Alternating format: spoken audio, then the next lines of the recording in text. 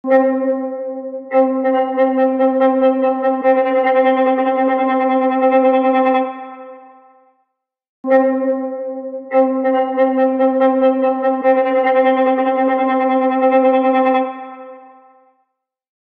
a mais um episódio do Palavra de Honra.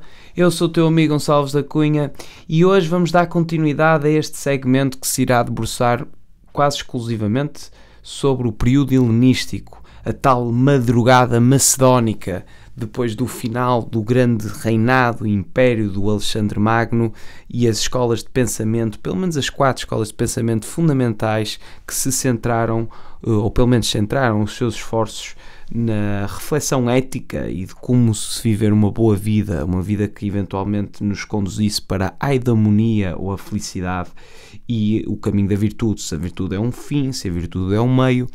O episódio anterior falámos sobre o epicurismo e sobre o Epicuro, fundador desta escola de pensamento, e com ele vimos o prazer como o substituto do bem e a dor como o substituto ontológico do mal, e tendo em conta que o prazer era o meio, sendo a felicidade a finalidade.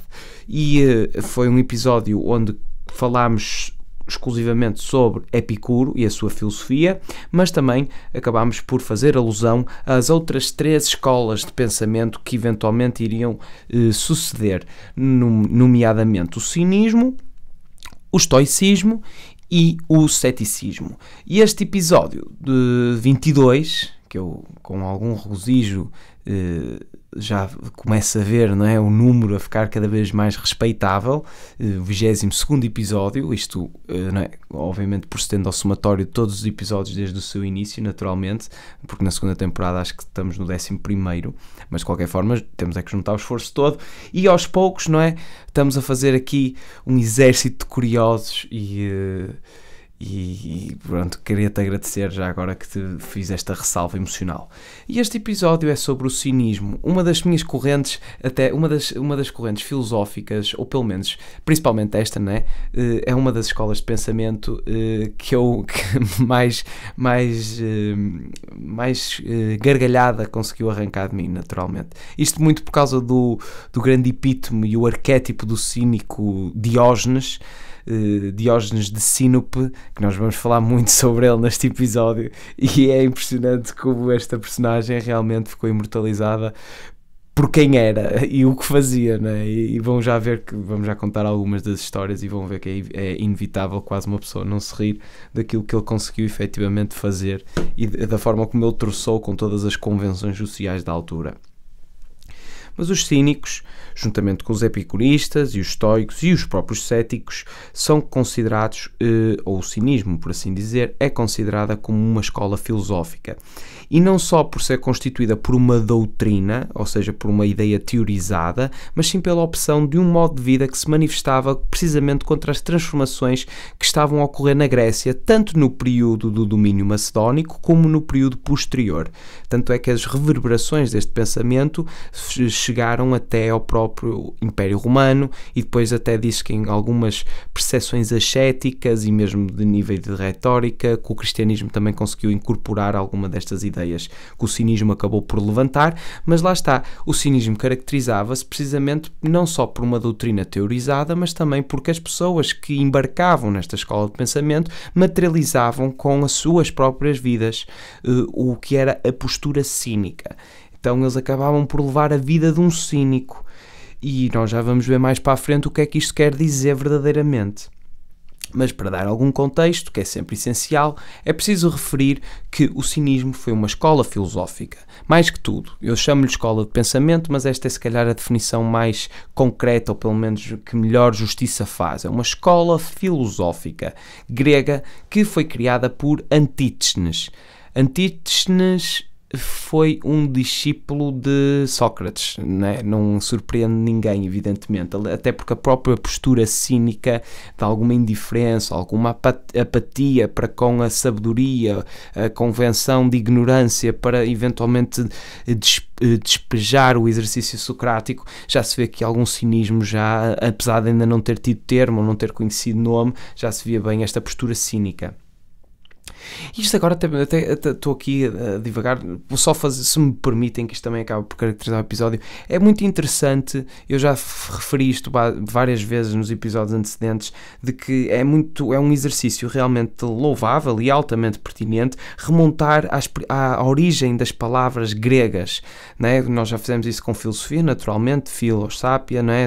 Amor pela sabedoria, mas todas elas, e lembro-me do Heidegger, que nós vamos ver daqui muito mais para a frente, porque isto é século XX, mas o Heidegger, quando faz o Seinzeit, não é? O tempo e o ser, ele volta tudo ao grego, ele inventa palavras até do próprio grego nas origens etimológicas, porque está aí muitas das vezes, e depois do século XX centraliza-se muito, posteriormente com o Jacques Derrida e com os pós-modernistas e os estruturalistas, outra vez sobre linguagem, não é? Porque é mesmo importante às vezes ir às origens das palavras para entender o que é que elas estavam destinadas a definir e a apontar, e é sempre bastante interessante, e nós vamos ver aqui várias origens das palavras gregas na sua origem, até nos próprios fundamentos do cinismo. Portanto, é sempre importante referir a palavra como ela foi etimologicamente originada, porque é aí que reside a verdadeira essência do que ela pretende definir. Portanto, é muito essencial isto, nós às vezes irmos buscar a etimologia da palavra que nós estamos a falar, de onde é que ela vem. É a melhor maneira de refletir sobre um argumento que nos seja eventualmente arremessado. Antes de irmos à ideia que está a tentar ser transmitida, vamos falar com o nosso adversário, ou o nosso parceiro, ou companheiro de diálogo, depende da posição que ele assumir, vamos esclarecer as definições, se eventualmente são estas definições etimológicas e gramaticais, ou se eventualmente cada um de nós já deu tipo uma associação, não é? Para mim mesa é isto, e para ti o que é, não é? É importante fazer este exercício. Isto é só uma pequena ressalva, um bocado em divagação, e agora regressamos então a este contexto biográfico do cinismo. E, portanto, o cinismo é uma escola filosófica grega, retomamos, fundada aproximadamente no ano 400 a.C. Mas, lá está, quem realmente steal the show, não é? Quem roubou o protagonismo quase inteiramente nesta escola filosófica foi o Diógenes de Sinope, que nós falámos, o grande Diógenes. Eu gosto de lhe chamar assim, que é dos meus filósofos preferidos. Estes filósofos, lá está, como era um estilo de vida que tinha que ser adotado, não é? Isto era quase como dizia o Epictetus, que depois foi um escravo, que também foi pensador estoico. Não expliques a tua filosofia, personifica, não é? Em inglês é don't explain your philosophy, just embody it. Até se calhar é melhor em inglês, porque tem mesmo essa ideia de body, de simplesmente encarna aquilo que estás a tentar explicar. É a melhor maneira de se transmitir alguma filosofia. E eles menosprezavam os pactos sociais e todas as outras convenções e defendiam ativamente o desprendimento dos bens materiais e uma existência nómada, uma existência muito semelhante às existências preferidas tanto no taoísmo como no budismo. E nós já vimos em episódios anteriores como é interessante sempre estabelecer este tipo de paralelismos. Depois agora um bocadinho sobre a origem desta expressão, que era aquilo que por isso é que eu estava a ressalvar anteriormente, essa pertinência de ir à origem etimológica das palavras, é que é um bocado controversa, porque alguns investigadores, não é, acreditam que ela provém do ginásio Sinossares, que foi o tal ginásio ou o espaço no qual Antisthenes teria edificado a sua escola. Mas a verdade é que existem outros historiadores e investigadores que afirmam que ela deriva da palavra grega kion, ou kinos, que significa cão. Isto por ser uma alusão cínica, o cinismo, por ser cinismo derivado de cão, precisamente por ser uma alusão à vida destes animais, que seria igual àquela que era pregada pelos cínicos. Aliás, o símbolo deste grupo, dos cínicos, era precisamente a imagem de um cão. De qualquer forma, ela origina-se do grego kinismos, passando pelo latim cinismo, e assim chega aos nossos dias e à nossa convenção e à forma como nós tratamos, não é? Deste grego já muito estropiado e por cima de cinismo. E hoje, não é? Ainda tem outra conotação abstrata, evidentemente. Através de desvios de significado, este termo refere-se àquelas pessoas que são desprovidas de vergonha e de qualquer sentimento de generosidade em relação à dor do outro. Estou a dar quase uma definição quase dicionária daquilo que as pessoas hoje em dia visualizam quando se refere a um cínico, não é? Isto não é por acaso, evidentemente, esta ideia de ter popularizado as mentes de tantas pessoas, porque porque os cínicos realmente desejavam este desapego de todo o tipo de preocupação, inclusivamente o sofrimento alheio. Portanto, além de se desapegarem dos bens materiais e toda uma vida de aparência e de ilusão, também têm que se desapegar naturalmente do sofrimento de outras pessoas, também ele não nos interessa. Daí a própria conotação pejorativa que esta palavra acabou por assegurar um pouco nas populações, ou pelo menos na maioridade das pessoas, e no próprio legado, não é, de dicionário e etimológico, por aí dizer.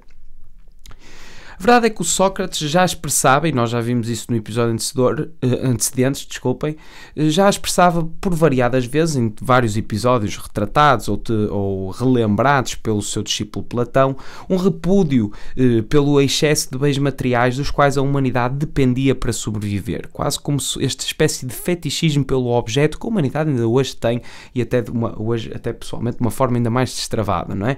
Na preocupação do ter e não do ser. Portanto, Sócrates já era ativamente crítico relativamente a isto, porque ele tinha, na verdade, o alvo dele era a verdadeira felicidade, esse tal conceito de aidomonia, não é?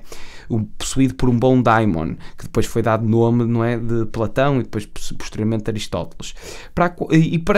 Para se atingir essa felicidade, nada disso, ou seja, nada desses bens materiais eram necessários, porque essa felicidade estava conectada ou interrelacionada com os estados da alma e não objetos externos. Ora, os cínicos adotaram um pouco esta postura e passaram a pregar justamente esta forma de viver já numa prática diária, muito semelhante ao desapego e ao cancelamento de desejos do próprio Siddhartha Gautama, do Buda, e do própria ideia do Tao, de deixar de fluir e de não te apegares minimamente a nada, porque não é aí que se recriam as coisas, não é? Mas pronto, como nós podemos verificar em todos os episódios até aqui, é que parece ser constante esta ideia das pessoas dizerem, opá, bens materiais, tipo, não te apegues a eles, não é isso que interessa. E lá está, os egípcios, por acaso, dentro da cultura, quando a pessoa morria, deixavam-lhe ficar lá coisinhas, né, materiais para lhes acompanhar nessa jornada.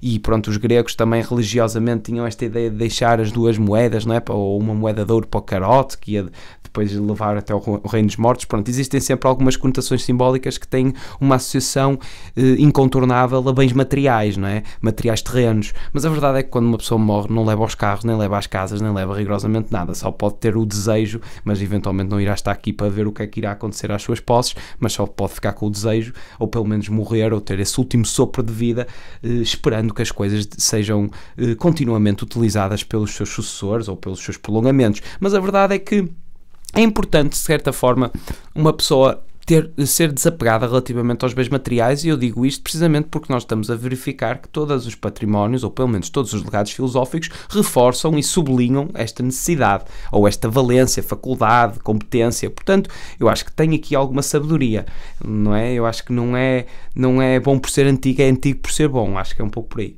Portanto, os cínicos realmente defendiam que era preciso viver desta forma, ou seja, no seu cotidiano, numa forma rotineira, num desapego diário a todas estas coisas. E o nome de Diógenes, não é, que foi o seu principal defensor, tornou-se praticamente sinónimo desta escola, porque segundo histórias antigas, muito antigas, não é? Este também ficou bastante mitificado, mas sendo ela a primeira de como é que o Diógenes aparece um pouco nesta ideia de cínica, é que ele encontrou-se com Antístenes, o fundador da escola, assim que chegou a Atenas, mas o Atítenes não queria ninguém ao seu lado, não queria nenhum discípulo, até porque ele era um cínico, evidentemente. Só que Diógenes conseguiu convencê-lo, precisamente por bastante perseverança, e seguramente que foi extremamente chato, não é? E, aliás, o Diógenes consegue o aval de Antístenes, não é? Através do segundo episódio, não é? Que após o Antístenes estender um bastão sobre a cabeça de Diógenes, não é? Levantou o bastão para lhe agredir, e este disse, e passo a citar: pode golpear, pois não encontrarás um bastão tão duro que possa me fazer desistir de obter que me digas algo, como a mim parece que devas. Ele estava convencido do que Antístenes era o mestre dele e não estava disposto a deixá-lo ir embora sem ele comunicar e lhe dizer algumas coisas. E a verdade é que não podemos falar de cinismo. O cinismo não é propriamente muito complexo. A sua complexidade surge precisamente do passar da teoria para a prática. Porque até que aí tudo bem, não é? Uma pessoa diz, o desapego dos bens materiais, não viver uma vida de aparência, uma espécie de indiferença a tudo aquilo que não acrescenta ou que não faz parte do mundo interior, blá blá blá blá blá blá. Mas a verdade é que estes homens não simplesmente faziam dissertações sobre estas ideias filosóficas e éticas, eles viviam concretamente estas vidas que pregavam. Aí é que está a complexidade desta escola de pensamento, desta escola filosófica, não é? Portanto, obviamente que neste episódio vamos ter que nos centrar sobre esta figura central que era o Diógenes de Sinope, não é? Aliás, ele foi referido como o cão, ao ter afirmado que, e passo a citar, os outros cães mordem os seus inimigos e eu mordo os meus amigos para salvá-los. E mais tarde, os cínicos também foram à procura, não é, de tentar transformar esta palavra a seu favor, como depois comentaristas e investigadores históricos explicam em vários textos. Um deles, eu tirei aqui uma dissertação em que ele diz: há 4 razões que explicam o porquê dos cínicos serem assim chamados. Primeiro, por causa da indiferença do seu modo de vida, pois fazem um culto à indiferença. E assim como os cães, comem e fazem amor em público, andam descalços e dormem em barris nos encruzilhados. A segunda razão é que o cão é um animal sem pudor, e os cínicos fazem um culto à falta de pudor, não como sendo falta de modéstia, mas como sendo superior a ela. A terceira razão é que o cão é um bom guarda, e eles guardam os princípios da sua filosofia. A quarta razão é que o cão é um animal exigente, que pode distinguir entre os seus amigos e inimigos. Portanto, eles reconhecem como amigos aqueles que são adequados à filosofia e os recebem com gentileza, enquanto os inaptos são afugentados por eles, como os cães fazem, ladrando contra eles. Ou seja, esta é a explicação do porquê que os cínicos têm esta associação, esta conotação tão imediata como os cães. Aliás, o próprio Diógenes tem histórias de se masturbar em público à semelhança dos cães, de viver debaixo de um túnel. Nós vamos falar muito sobre ele, mas a verdade é que ele tem coisas assim verdadeiramente chocantes. E até as próprias refutações ontológicas que ele fez ao grande Platão e ao grande Aristóteles, não é? Aos grandes pensadores da altura, que era tipo que eles tinham se juntado todos para debruçar sobre o que era o ser humano e tiveram ali imensa conversa, o que é o ser humano, o que é o ser humano, e toda a gente, ou seja, estão a imaginar o ambiente estimulante, filosófico, que eles estavam ali a tentar perceber o que era um ser humano e tal, e estavam a chegar a premissas, depois alguém apontava falácias, refutava as definições, os conceitos, até que chegaram a uma conclusão que todos eles ficaram agradados, que era, o ser humano é um bípede sem penas. Conseguiram, chegar a esta definição que agradou e gerou, assim, ficaram todos agradados consensualmente, ok? Um bípede sem penas, tudo bem. E depois, aí passado uma semana, ou 3 dias, ou 2 dias, não sei qual foi o tempo, mas claro, aparece o nosso amigo Diógenes com um frango depenado e diz: eis, contemplam, vejam um homem. Tem histórias assim engraçadíssimas. O Diógenes, altamente disruptivo, um elemento na sociedade que só está ali para fazer chocar as convenções sociais, para ninguém se acomodar não se acomodarem, não é? À realidade que eles eventualmente tinham labutado e que tinham trabalhado tanto para solidificar. Ele era este elemento disruptivo. O Diógenes nasceu em Sinope no ano de 413 a.C. e ele acabou mesmo por ser exilado da sua cidade natal de Sinope, pois diz-se que o pai adulterou uma moeda do Estado. Se bem que outros estudiosos, não é, dizem que foi o próprio Diógenes que adulterou a moeda, tendo em conta que o seu pai lhe tinha confiado a cunhagem das respectivas. Portanto, diz-se que até logo desde criança o Diógenes claramente só estava disposto a fazer estas marotices. Mas Diógenes, como então se exilou da sua cidade natal, Sinope, mudou-se para Atenas, onde começou a viver como os mendigos vivem hoje em dia, quase muito igual, muito semelhante. E foi lá que ele efetivamente esforçou-se para ser discípulo de Antístenes, para se converter nesse tal filósofo cínico, não é?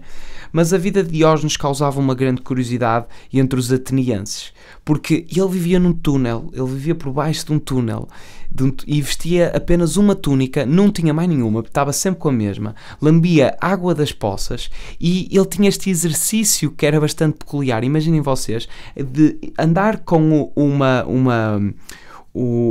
uma lanterna, assim, daquelas antigas, né? Em plena luz do dia, andava assim pelas ruas, com uma lanterna, assim, pelas ruas, e as pessoas, de dia, e as pessoas perguntavam: Diógenes, o que é que estás a fazer? E ele: estou à procura de um homem. Estou à procura de um... Opa, isto é hilariante e este tipo de coisa, ou seja, era isto que ele fazia, era este tipo, ele ainda era pior que o Moscardo de Atenas, que era Sócrates. Ele realmente era verdadeiramente assustador para toda a gente à volta dele a fazer este tipo de coisas.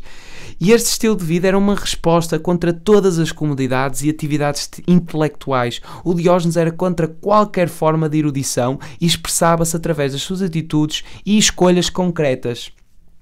E uma das outras histórias, uma das mais histórias que são famosas sobre a sua vida, que ilustra mesmo a sua maneira satírica de responder às questões sobre a sua personalidade, é que um certo dia, na altura onde ainda era a existência ainda estava vivo o imperador Alexandre Magno, e teve muita curiosidade, efetivamente, de conhecer este mendigo em Atenas que fazia troça de todos os outros, não tendo posses nenhumas.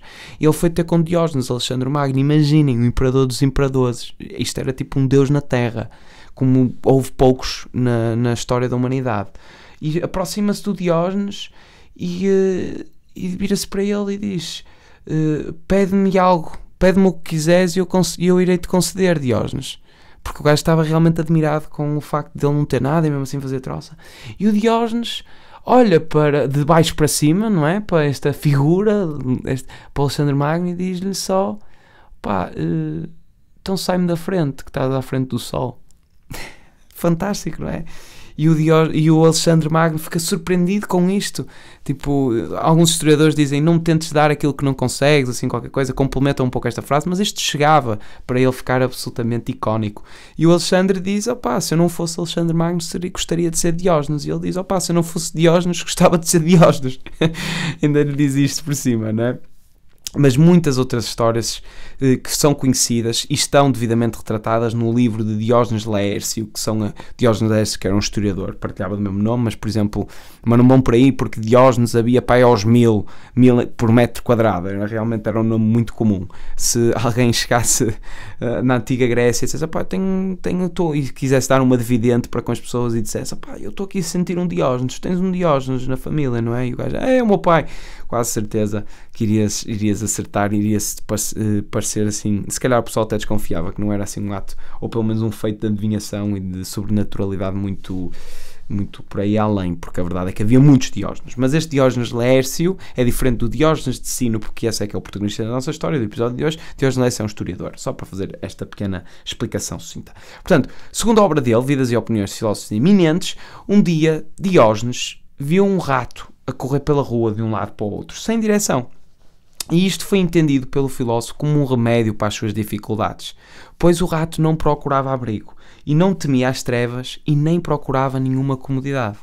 Portanto, Diógenes acabou por se socorrer um pouco desta observação e de pensar: não, o rato realmente ele é que está a perceber a vida, também tem que viver com ele. E depois há outro episódio, este também acho incrível, que é: Diógenes viu uma mulher a suplicar aos deuses, e ele parou ao lado dela e disse: não achas, ó mulher, que o Deus pode estar atrás de ti, pois tudo está em pleno de sua presença, e que deves envergonhar-te de rogar por ele de modo indecente?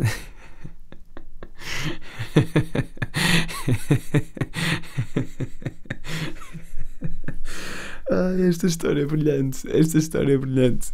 Rogar-te a ele de modo indecente. Porque ela estava de joelhos, acho que vocês perceberam, não é? Pronto, o filósofo Diógenes faleceu em 323 a.C. e em sua homenagem foi construída uma coluna com um cão no topo, simbolizando mesmo este modo tão peculiar de viver. E até mesmo o seu apelido ficou conhecido como isso, o Diógenes o Cão. E no seu túmulo foi escrita a seguinte frase: o próprio bronze envelhece com o tempo, mas a tua glória, Diógenes, nem toda a eternidade destruirá, pois apenas tu ensinaste aos mortais a lição da autossuficiência na vida e a maneira mais fácil de viver. Diógenes foi realmente uma figura central e acabou por personificar muito bem o que este movimento representava. Daí a indispensabilidade de o referir neste episódio, sempre que se falar de cinismo em geral. Mas, teoricamente falando, por assim dizer, o cinismo é uma das filosofias mais marcantes de toda a filosofia e todo o período helenístico. O cinismo oferecia às pessoas a possibilidade de felicidade e liberdade de sofrimento numa época de incertezas. Daí a própria preponderância nessa tal madrugada, nesse tal domingo macedónico, nesse momento tão conturbado da história. Isto foi uma boa solução ética para se viver uma vida, não é? E embora nunca tenha havido uma doutrina cínica oficial, os princípios fundamentais do cinismo são basicamente estes, e podemos apontar aqui sete princípios fundamentais do cinismo. Portanto, o primeiro é que o objetivo da vida é a eudaimonia, já falámos disso, ou seja, a felicidade e clareza, ou lucidez. Ou seja, isto quer dizer também a liberdade, não é? Ou a libertação da nebulosidade, que significa ignorância, inconsciência, insensatez e presunção. Portanto, o objetivo da vida é efetivamente adquirir esta felicidade. E depois o segundo princípio é que a eudaimonia é alcançada ao viver-se de acordo com a physis, ou seja, com a natureza, como entendida pelo logos, ou lógica, do ser humano. Depois, o terceiro princípio fundamental é que a arrogância é causada por falsos julgamentos de valor, que causam emoções negativas, desejos não naturais e um caráter vicioso. E depois, o próximo fundamento é que a eudaimonia, ou o desenvolvimento humano, dependem da autossuficiência. Isto há várias palavras para filosofia, palavras gregas, de origem grega, que nós já falámos, que é a apatia, a arete, filantropia, parésia, indiferença para com as vicissitudes da vida. Ou seja, é esta espécie de HP, não é? E evolui-se através de práticas ascéticas, isto é outro princípio fundamental, que ajudam o indivíduo a tornar-se livre de influências, tais como a riqueza, a fama ou poder, que não têm valor na natureza. E estes exemplos aí são muito inclusivos da vida prática que Diógenes de Sinope, no facto em que ele vivia num barril, num túnel, andava descalço no inverno, por aí. Um cínico pratica o descaramento ou a desfaçatez e desfigura o nomos, ou as normas, da sociedade, as leis, os costumes e convenções sociais que as pessoas aceitam como o correto, esses tais contratos sociais que estão subentendidos e que todos nós temos que ter a mínima literacia de entender, literacia social, por assim dizer. E o último fundamento é que a sabedoria maior consistia na ação, não apenas no pensar. Isto quase bem encapsulado na frase de Fernando Pessoa, não é? Agir, eis a verdadeira inteligência, não é? Portanto, um cínico não tinha bens e rejeitava todos os valores convencionais do dinheiro ou da fama, do poder ou mesmo do que a reputação poderia dar. Portanto, para viver de acordo com a natureza, requer apenas estas necessidades básicas, o colmatar destas necessidades básicas para a existência, e qualquer um pode tornar-se livre ou libertar-se de todas as necessidades resultantes destas convenções e destas práticas sociais. Os cínicos também adotaram Herácles ou Hércules como o seu herói e epítome do cínico ideal, né? E depois, aliás, de acordo com o Luciano de Samosata, o cérebro, aquele cão que está à porta do inferno com as 3 cabeças, e o cínico certamente estão relacionados através do cão, não é? Por ambos serem guardas de 2 coisas distintas, dos 12 trabalhos, da ideia da apatia. Acabou por entenderem realmente fazer este apego a este herói, o Hércules, não é? O modo de vida cínico exigia formação contínua, não apenas no exercício dos julgamentos e das impressões mentais, mas também através do treino e da prática física. E já estão a reparar que é um bocado constante, efetivamente, as diferentes escolas filosóficas, até antecedentes ao cinismo, têm sempre uma grande ressalva pela importância de preservar o corpo. E Diógenes Laércio registra o mesmo. Ele costumava afirmar que o treino era de 2 tipos, mental e corporal. No último dizia que com um exercício constante as percepções são formadas, tal como assegura a liberdade para as ações virtuosas, e metade deste treino é incompleto sem o outro. Boa saúde e força estão entre as coisas essenciais, seja para o corpo ou para a alma.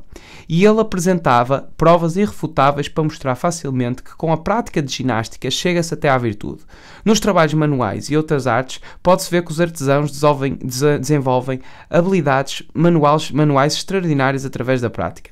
Mais uma vez, o caso dos tocadores de flauta e dos atletas, que habilidades eles adquirem por sua própria labuta incessante, e se eles tivessem transferido os seus esforços para o treino da mente, como nos seus trabalhos, não teria sido em vão ou ineficaz. Pronto, isto é para dizer que realmente uma coisa complementa a outra, portanto, efetivamente é necessário trabalhar o corpo da mesma forma que se trabalha a mente, e assim vice-versa. Ser-se um autodidata é sempre essencial, e saber sempre equilibrar um pouco estas coisas. Portanto, Apesar disto tudo, não é? É importante dizer isto também, que apesar disto tudo, apesar dos cínicos serem tão apáticos e tão pouco generosos com o sofrimento alheio e de serem indiferentes, não só aos bens materiais, mas de tudo o que e estas convenções sociais que eventualmente os coletivos criam entre eles, estabelecem entre eles, apesar disto tudo não significa que os cínicos se afastavam da sociedade por uma ideia de misantropia, uma ideia de filósofos ermitas. Muito pelo contrário, os cínicos viviam sob o olhar público, sob esse escrutínio, e eram completamente indiferentes em face a qualquer insulto que pudesse resultar, não é, do seu comportamento pouco convencional. Os cínicos dizem ter inventado a ideia do cosmopolita, porque quando foi perguntado a Diógenes sobre de onde é que ele vinha, não é, ele respondeu a esta tal célebre questão: um cidadão do mundo, cosmopolites. Portanto, é daqui que vem esta frase maldita. O ideal cínico era precisamente evangelizar. Era um pouco era o ideal, não é? Como o cão de guarda da humanidade, pertencia aos cínicos o trabalho de perseguir as pessoas sobre o erro das suas maneiras. E o exemplo de vida do cínico e o uso da sátira mordaz cínica expunha as pretensões que se colocam na raiz das convenções cotidianas. Ou seja, o objetivo do cínico era precisamente chocar, escandalizar e converter as pessoas para este modo de vida bem mais próximo da harmonia e da felicidade. Era esta um pouco a ideia dele. Um pouco a ideia do cinismo, não é? Portanto, embora o cinismo se tenha concentrado exclusivamente na ética, a filosofia cínica teve um grande impacto no mundo helenístico. E numa derradeira análise, não é, tornou-se uma importante influência para o estoicismo. E isto até ficou bem esclarecido quando o estoico Apolodoro de Seleucia escreveu no século II a.C., em que o cinismo era o caminho curto, ou o caminho mais curto para a virtude. Portanto, vem daqui uma grande influência para o estoicismo.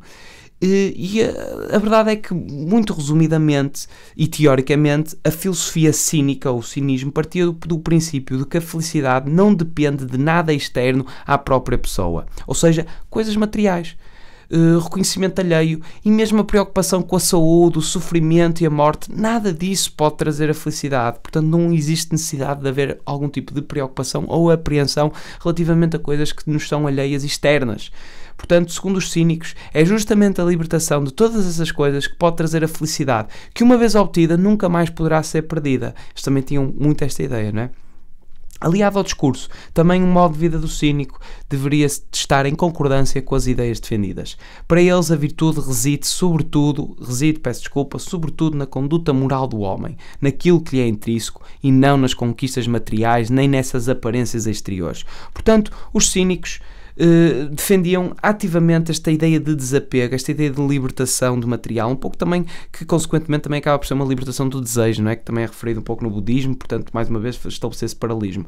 Mas a verdade é que os cínicos, como Sócrates, não deixaram nada escrito, não é? Então o que se sabe sobre eles foi narrado por outros, mais concretamente por Diógenes de Laércio, como nós já citámos aqui, mas muitos deles eram críticos efetivos destas ideias. Portanto, o movimento cínico foi realmente um movimento altamente preponderante no período helenístico, foi também na sua conjuntura e no seu contexto temporal, precisamente por causa de se viver em tempos muito conturbados, mas assim como a preocupação com o próprio sofrimento, a saúde, a morte e o sofrimento dos outros, também era algo do qual os cínicos desejavam libertar-se. E como isto era algo que eles realmente queriam se libertar, não é? Voltando a reforçar isto, esta é uma das razões pela qual a palavra cinismo adquiriu esta conotação que tem hoje em dia, nos tempos de hoje, de indiferença e insensibilidade ao sentir ou ao sofrer dos outros. É devido a isto, porque eles também se queriam desapegar disto, também se queriam desprender disto. Portanto, é daqui que vem um pouco esta conotação pejorativa relacionada às vezes quando as pessoas dizem tu és um cínico, tu és tão cínico. Normalmente nós associamos um pouco esta ideia do cínico quando alguém diz que nunca se apaixonou, ou não gosta ou não acredita na bondade intrínseca das pessoas, não é? Tu és um cínico e tal, pronto. Aí já tem muito esta conotação pejorativa quase de quem é que te magoou, não é? Quem é que te lesionou. Portanto, é um pouco daqui que vem, mas não é inteiramente correta, pelo menos esta conotação. Só para dizer que é importante ver que é bem mais holístico e abrangente, tem bem mais amplitude do que simplesmente esta percepção mais negativista sobre o movimento. O cinismo espalhou-se precisamente durante a ascensão do Império Romano, no século I, tornando-se quase um movimento de massas, não é? Portanto, os cínicos eram encontrados bastantes cínicos eram encontrados na rua a pedir e a pregar ao longo das cidades do Império. E esta doutrina filosófica só desapareceu no final do século V, embora alguns investigadores e pesquisadores, como nós dissemos anteriormente, afirmem que o cristianismo primitivo adotou muito das suas ideias ascéticas e retóricas. Por volta do século XIX, a ênfase sobre os aspectos negativos da filosofia cínica levou ao entendimento moderno de cinismo a significar uma disposição de descrença na sinceridade ou bondade das motivações e ações humanas, e com caracterização de pessoas que desprezam as convenções sociais. Para encorajar as pessoas a renunciar aos desejos criados pela civilização e convenções, os cínicos empreenderam uma cruzada de sarcasmo e de escárnio, não é? Antissocial, de forma assim mostrar as frivolidades da vida social e de quão enviesada ela era. Este é um movimento tremendamente importante. É importante perceber principalmente isto, que não basta falar sobre a filosofia, agir é a inteligência necessária. O Diógenes é o melhor exemplo nesse aspecto, porque isto é outro nível de coragem. O nível de coragem é realmente uma pessoa querer se entregar a este tipo de sabedoria. Outro tipo de coragem é realmente agir em concordância com aquilo que uma pessoa entende que é o melhor. Isto é que é difícil. Evitar esta hipocrisia que tantas vezes é característica do mundo intelectual e da erudição, por assim dizer. Portanto, até me sinto bem de concluir mais uma vez no nosso maneirismo, que é efetivamente estamos nos ombros do gigante. Este foi mais um episódio de Palavra de Honra. Isso é uma chama sem parecer selo.